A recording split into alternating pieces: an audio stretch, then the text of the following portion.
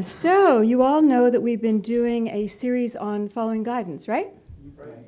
So, I think the first service, Patrick did such an awesome job on highest and best. Y'all remember how you could reaffirm your mindset so you could take things in at a higher level? Yes?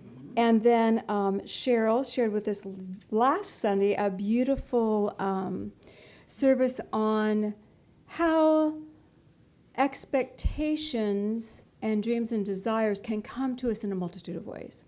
That we can still receive all that we've asked for, but sometimes we don't quite have the vision for what it needs to look like. And I know everybody went home inspired with that one, yes? And if you missed these two, you probably should listen to them. They're very nice and lovely.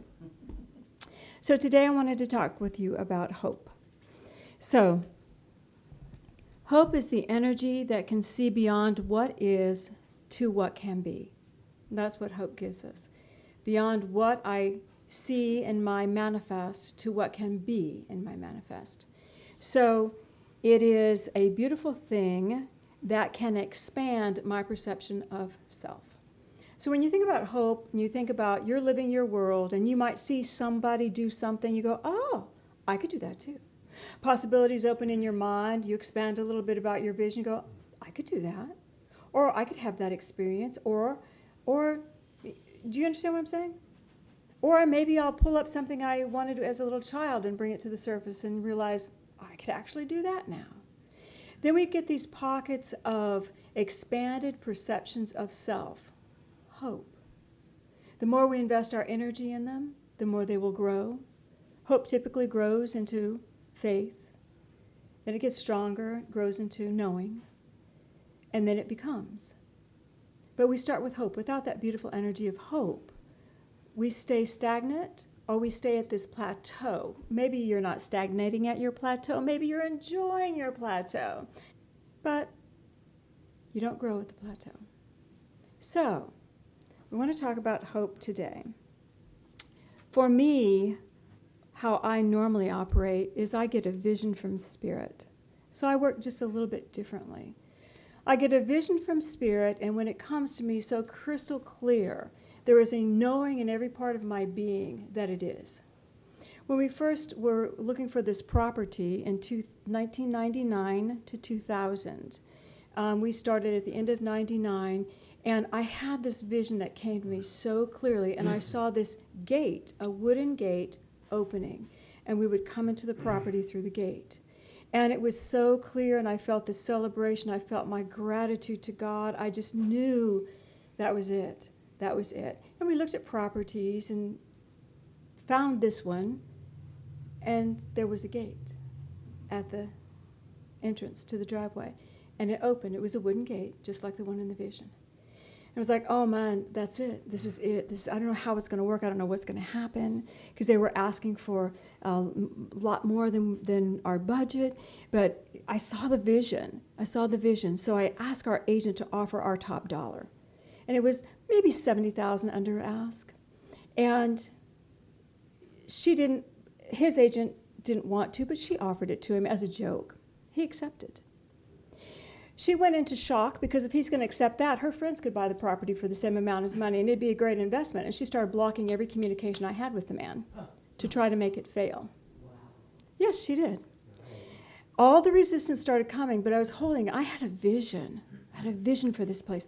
And so I'm talking even with the bankers, and they're saying, well, Cindy, you don't have a church use permit on that property. I said, I don't care. God said we could have it. We're going to get it. And this is the manager of the branch, and it was a smaller bank at the time. He goes, but Cindy goes, no. I said, no. I'm telling you, I will get a church use permit. I'm telling you, it's ours. And he said, I just don't know what to do with you. And so I literally had to do what I did not know was illegal. Sorry, Isabel. But I literally jumped over his agent and talked with the man directly. And I said, I know this is ours. Will you work with me? And he said, I'll work with you. And I said, there's a thing called a bargain price. that if you sell something to a church at a bargain price, whatever it appraises for, you get a personal tax write-off on. I said, will you let me do that? If you'll let me do that, we can get the lineup of the bank, we can get everything extended. He said, I'll let you do that. I'll do you one better. I'll also sign a guarantee that if you don't get the church use permit from the county of Fulton, I will buy it back from you, and I will give that to the bank. Yes, yes. I had the vision. I held to it. We appraised $100,000 over the selling price. The man got to write off. It was $94,000 off of his personal taxes. He was very happy. I held the vision. Everything came into alignment. There were so many obstacles against it, from the county, from this, from that. I won't go over it. I've often said that if I knew how difficult it was going to be, I would never have done it because it was so difficult. But we did it. We've got this place, and then we had to make it work as a church. I had no vision. Patrick had a vision. Patrick said, Cindy, don't worry about it. I've got the vision. I know what we need to do. And I'm like going, I got nothing, honey. I got nothing. And so he said, just trust me. And I went into hope. Had no vision, but I had hope. I had the hope that he could do what he said he was going to do. And I had the trust that he was getting the downloads that he needed to get. And as you can see, those of you that were with us at the time, there was many changes that were made. We got our CO. We did everything by the book and legally, except for that one minor little thing. And it worked beautifully. When I have a vision and knowing, I know. When I don't, I hope. And I hope really hard, really, really hard. Do you see the difference? All right, so I wanted to share with you just something that I've experienced recently. I just got back from Scotland. So I want to share just a little bit with you. I had a vision. Oh my God, I had a vision. I had a knowing that I needed to go back to Roslyn Chapel. This came right after our trip from Malta. I had this knowing I needed to go back. I needed to do some work. I knew it. I felt it. Thank you, God. Then I had the vision. I had a vision of these two ladies standing side by side in the middle of chapel. I'm over here, and we're doing the work, and it's just the three of us, and it was important that it just be three so we could focus really, really hard and not be distracted. I called both of the ladies and said, I had a vision. They said, I'm in. Both of them. I'm in. Now, I'm not saying let's go to Gainesville. I'm not saying let's go to North Georgia. I'm saying let's go to Scotland. We're talking thousands of dollars. And they both said yes immediately. And we started planning the trip. Because the vision was beautiful. I knew exactly kind of what we were going to do. Y'all are not aware, but in Scotland, there are many ley lines. And you hear the word ley line. And what a ley line is, it's an energy force that comes up from the earth. That's one kind. There's another kind that is a line of energy that's created by ancient sites in connection with each other. Like you can put crystals and they'll talk to each other. There are perfect triangles of sacred sites all throughout that country, all throughout the UK, all throughout Europe. There is a ley line that goes from Callanish of the north of Scotland through Roslyn Chapel all the way down to Malta. And we had just come back from Malta. And I knew in my heart we were supposed to take human love and put it in those lines. If we put human love in those lines, it would affect the entire earth. It was such an awesome opportunity. I was so excited. Can you feel it? We could actually imbue vibrations of love into this energy. So it wouldn't just be earth energy. It wouldn't just be energy. It would be imbued with love of mankind. And it was a beautiful vision. The day before we left, one of the ladies had 2 emergencies and could not go. Okay, there's my vision. All right, she couldn't go. We are already up to here and going. I mean, we're packed and going. Okay, I couldn't get a car because it was in her name. Okay, 4 hours on the phone, I finally got a car. Okay. Who knew August was the month to go to Scotland? So, I'm going now with faith. My vision has dropped to faith. I'm trusting that things are going to happen the way they need to happen. And I knew what I had seen that we were going to do wasn't going to happen because one of our elements was not there. So we went, and the difficulties began. The difficulties pushing against us. We landed, and were given the keys to a vehicle. And the woman who could not go was the one who knew how to drive on the left-hand side of the road. And I was going to learn from her, tuck up under her wing. And yeah, no. So I want to say to you that I handled it beautifully. I want to stand here and tell you I was fabulous. I was not. I was praying the entire time. We landed, 3 hours of sleep. I get behind a wheel in a foreign country, not understanding that there are roundabouts in the middle of the expressway. And it's not a one-lane roundabout, it's a 3-lane roundabout. And if you're not in the right lane when you enter, you get off on the wrong exit. Yes, it was quite fun. But we made our way to Roslyn Chapel, and it took probably 3 times the time allotted to get there. But while I was going there, I hit a roundabout, and I got off on the wrong one. It's like I followed what she said, the second one, the number she said. So we went out, turned around, came back, coming in from a different angle. I'm counting differently now. Okay, 1, 2, 3, get... Same exit, wrong exit, get off again. Go back, turn around exactly where we did, come back again. Okay, all right, we're paying attention now. We're looking for the number. The number's on every single exit. Go 78, there's 78, 78, 78, 78. Every single exit. The 4th time of doing this, I lost it. It wasn't until the 5th time of doing it that I realized that if I didn't enter the roundabout deeper, I was being forced to exit because there were no lines on the road. There were no lines to mark where you were, but I couldn't get over. I was being forced off. I made it. We made it. Every bit of my divine guidance was broken into human frailty. And I had hope, was all I had. I had hope. We entered the property, we did the work. The next day I went back, I only missed it once the second time. And we did the work. The work was not what I thought. What we ended up doing was this. We harmonized humanity with the nature spirits. We harmonized humanity with Mother Earth. We harmonized the male and female for balance, acceptance of each other's power. And we created the realization that this planet is a gift. I sat in the wisdom area of the property the second day, and Kristen worked in the nature spirit, the fairy area. And they asked me to activate the wisdom that was held there, all of the wisdom of mankind that they could not accept at the time it was known, so it was buried. All of that wisdom got activated and got released so it could go through those ley lines. All of the energy of the fairy kingdom and the man working in harmony went through those ley lines. It wasn't what I thought.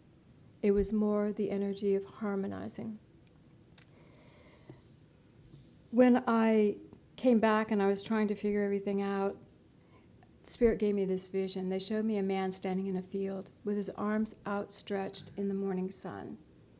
And they said, Cindy, look at this man. He is fed by the energy of the sun. He is fed by the energy of the earth. He eats the fruit of the earth to sustain the physical vehicle. There is nothing in this man that is not working in harmony with this planet. This planet is about learning brotherhood. It's about learning harmonizing your frequency with another. It's about the energy exchange of giving and receiving. And mankind acts like it is not. We act like we are alone and separate. But we are a part of this beautiful energy that feeds and sustains us and allows us to grow. And they said that's a part of what you all created.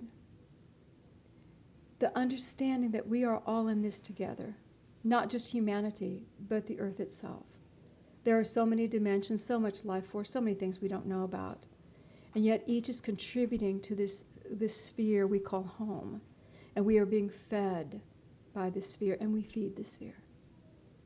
And it was this beautiful understanding. Now, I would like to say that I got that while I was there. I did not.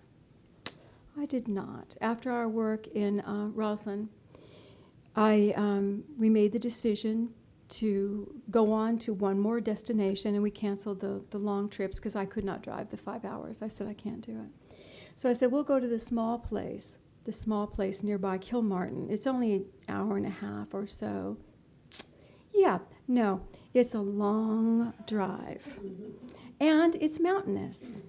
And you're driving on twists and turns, 30 miles an hour, some 20 miles an hour, because they're pretty much like that. And it was just like this the entire time. And there was much praying going on. I would hold the wheel and say, Father, Mother, God, I am your daughter. I am your daughter, God. I need you now. Send me the best driver you've got up there from Scotland. I need him with me now. And I would just hold. The streets out here are luxurious. If you get on one of our roads and you hug one of the lines, you can actually fit about half another car next to you. That is wasteful space in Scotland. No. It is boom to boom. And on the mountain roads, it's tighter and tighter and tighter. Then they go to the one lanes. The one lanes were actually easier because then the big buses coming by you had to move over. So at the end of the journey to reach Kilmartin, I was absolutely 100% human.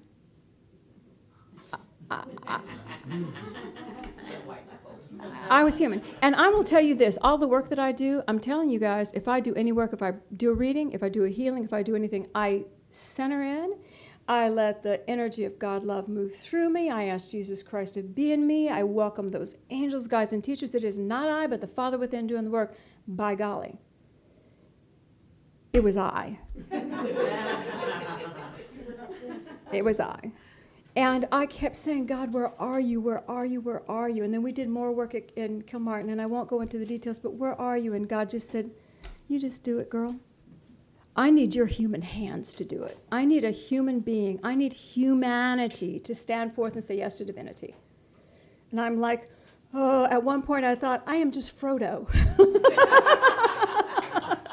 Trying to find my way to get the ring where it needs to be. And that's from Lord of the Rings. It's not me. It's just I got to do the mission. Sometimes I think we do get taken down to our humanity.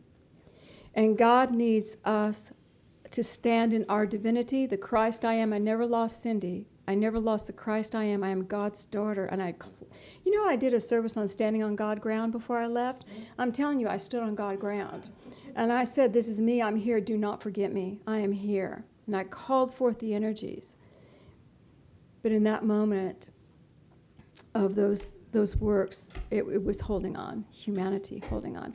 And the beautiful thing about the journey was there were angels with me every step of the way. When I'm on the expressway trying to keep up at 70 miles an hour going, there was a car behind me pacing. I had an angel pacing behind me to keep all the hot rodders off me. When I'm going through the mountains going 20 miles an hour, there's a pacer car behind me going, we got you. We got you. And I'd pull over and all the race cars would go by and I'd get back on there and there'd be another pacer behind me. It was at every point.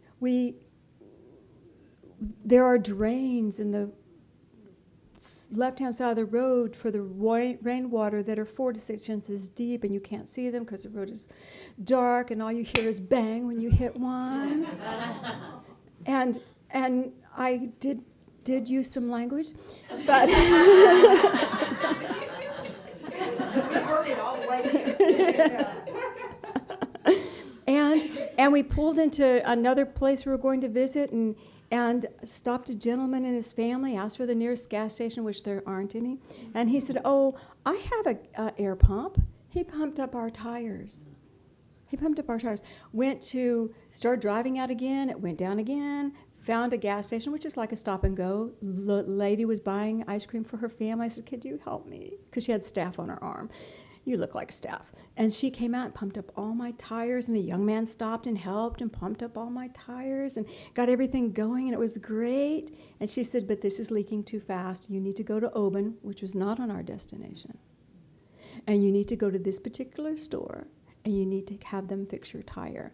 She got the store on the phone. She gave me the postal code. She had me talk to them. Don't leave this place until we get there, because it's getting toward closing time. And off we go to Oban through the mountains. And I am praying the entire time for the tire. And the young man, we get there in time. He fixes the tire. He closes up shop. Now we have to find a place to go to the hotel, a way to get to the hotel. We can't find a local hotel. We drive to another hotel, which is very far away. And I'm praying that we don't lose daylight, because it's 20 minutes off the 2-lane road. At dusk, we pull in. Everyone was kind. Everyone was sweet. And every time we needed someone, there was an angel there for us. I, in my human consciousness, was completely supported and protected. Completely supported and protected as I did the work that I was being asked to do from the human space of hope. From the human space of hope. It was a beautiful experience. Hope can be your first building block of expansion. It can also be the last resort you hold on to in the middle of what you're trying to create. But it's so important that we have that space within us that we can grow and expand. And I will tell you this, when we got back from Scotland, I said, and to many people, I will never drive in Scotland again. And if God asked me to, I'm going to say no. Now that I've come out of the shock of it all, I was never in fear, I was in shock. I would go. If God said, I need you to go drive again, I'd go. Bless us all. And I would hope that I would have that same guide with me that I had last time. When we're looking at our individual lives and we're looking at what we're called to do, sometimes the details are withheld from us because we would say no. You know, sometimes we do not know the cost that we're going to be asked to pay, but our human consciousness is growing in that cost. Our human awareness is expanding and experiencing something that it needs to experience, and gifting the world with something that the world needs to be gifted with. We're always safe in the heart of God for walking in alignment with our highest good, as Patrick said. Even though the vision may shift and change, it does not mean that you could not be put in your right and perfect place. And the vision that I got was so clear of those two ladies standing there. I don't know if they ever will. Maybe they will when they're 100 years old. They'll go together and stand there and do that work. And I'll be watching from the other side. I don't know. And it doesn't matter. It matters that I acted on what I thought my interpretation of that vision was. It matters that when the pushing came back at us, they were still willing to do the work that needed to be done in a different way. And it matters that we did it with our human hearts open. The work that we do in our heart, the job that we have as individuals, is to expand our awareness of self in this beautiful divine land, and to love and honor and respect the brothers as they do the same, our sisters as they do the same. That is our job as the divine children, to realize spirit creates matter, to be a part of creating what would our souls need, to walk in harmony for the good of the whole, and to love and respect the contributions of all. That is our job. And when we do that, we can be used as a channel of healing love everywhere. The grocery store, everywhere. If you do not have hope that you can be used, if you do not have hope that you can expand, then you will stay on your plateau, enjoying that level that you currently have. That is your choice. And plateaus can be fun. But start with your hope. Start investing energy into what you hoped would happen for you. Start investing action into what you hoped would happen with you, to you. And you'll be amazed at how it will grow and grow. And maybe you'll never get a vision, but you will move into the knowing, which takes you to the reality. Simple, huh? All right, let's go within.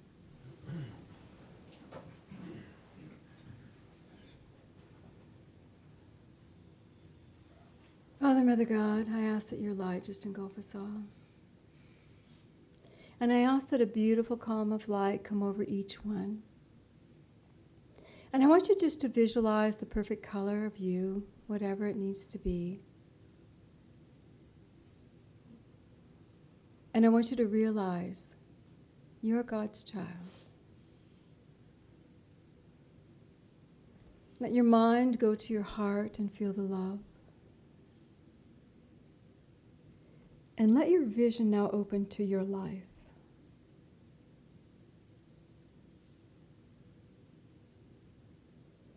Realize how you show up in your world, and realize how you bring that light with you. Doing the little things. You, that beautiful child of God in the world of humanity.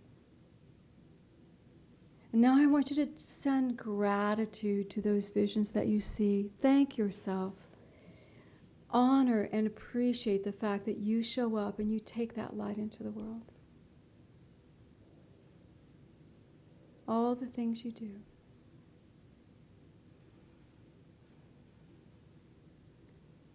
And now let the vision just collapse into a beautiful ball of light. Feel the energy. And now ask that your higher self, that spark of divinity, that child of God that has never left the garden, be fully present within you. I ask to be awake to the divinity that I am, that consciousness of child of God within my heart. And I want you to be aware as you ask, feel the light pouring through you, but feel that you are never alone in this light. There is a sense of belonging and oneness with God, oneness with all divine light.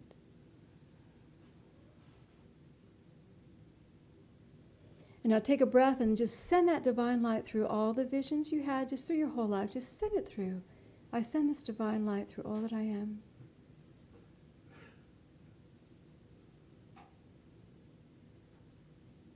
And now let the universe shower you with beautiful sprinkles of hope. Hope for greater abundance, more love, greater health, greater clarity, whatever you need, sprinkles of hope pouring through your consciousness. Pouring through your consciousness like gifts from the universe. And you know each one, each little spark of hope will expand you. Breathe them in. And know that it is always your choice.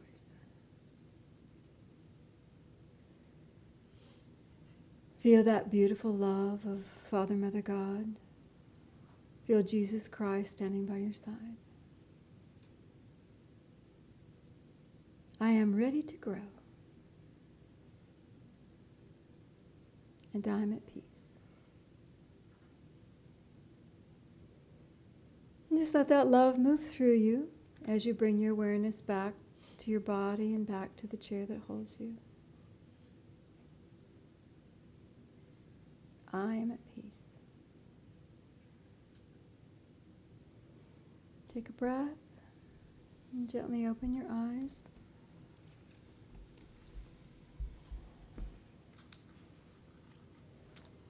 So I will close with this. Last week, Cheryl asked something along the lines of, are you on track with your life? Are you living the life that you want to live?